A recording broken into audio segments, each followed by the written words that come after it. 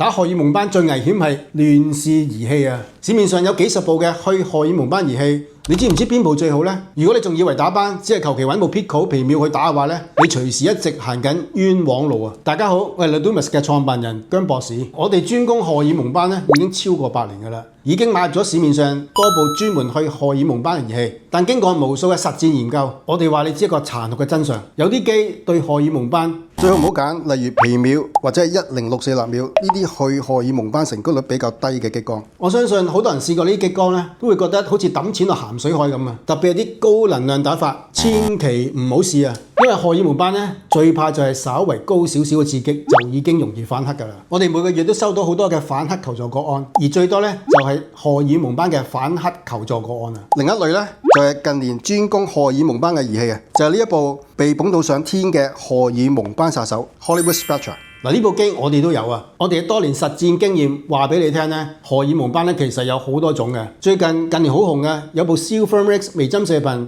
話去荷爾蒙斑效果非常好，好紅嘅喎。咁呢部機效果又點呢？嗱，呢部機我哋都有啊，但佢只係修補基底膜，改善皮膚嘅內在環境。咁成功率最高係邊部呢？根據我哋8年嘅經驗總結咧，對付荷爾蒙斑咧，真正嘅主將係用毫秒技術，即係呢啲 XLV、XLV Plus 同埋 M22咯。好多人仲誤以為 XLV 淨係去紅、去微絲血管啊，錯啦！佢其實可以直接去荷爾蒙斑色素嘅。至於 M22咧，出面打 M22有可能打到好痛嘅，好似俾橡筋彈下咁痛嘅。不過我哋團隊最近研發咗一套嶄新嘅高階打法。同一樣嘅 M22咧，我哋有部分客打落去感覺咧係唔痛嘅喎，係冇呢種橡筋彈下感覺喎，而且改善荷爾蒙斑嘅成功率咧都比較高嘅。呢啲咧就係我哋打斑嘅技術同出邊嘅分別啦。如果你面上有啲荷爾蒙斑打極都唔走，甚至打到反黑，唔好盲目再去試機啦。預約我哋一次免費嘅皮膚諮詢，我哋用8年嘅實戰經驗話俾你聽，你下一步應該點做。